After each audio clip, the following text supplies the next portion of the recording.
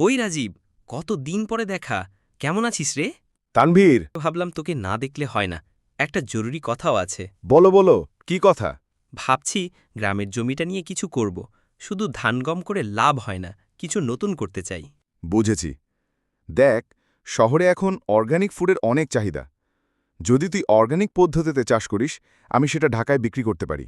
মানে আমি চাষ করব, তুই বিক্রি করবি? দারুণ তো। হ্যাঁ, ফেসবুকে পেজ খুলি, নাম দেই সবুজ পথ। কেমন?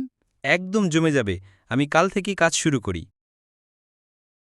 রাজীব, এবার জমিতে দারুণ ফসল উঠেছে। টমেটো আর লাউ একদম ফ্রেশ। চমৎকার। ছবি তুলে আমাকে পাঠা, আজকেই পেজে আপলোড দিচ্ছি। আজকাল গ্রামের লোকজনও আগ্রহী হচ্ছে অর্গানিক চাষে। ভালো হচ্ছে।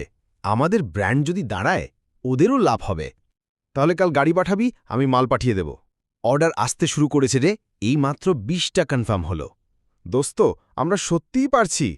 ভাবতে পারিস, আগে আমি একা চাষ করতাম, এখন পাশে আরও 10টা পরিবার কাজ করছে।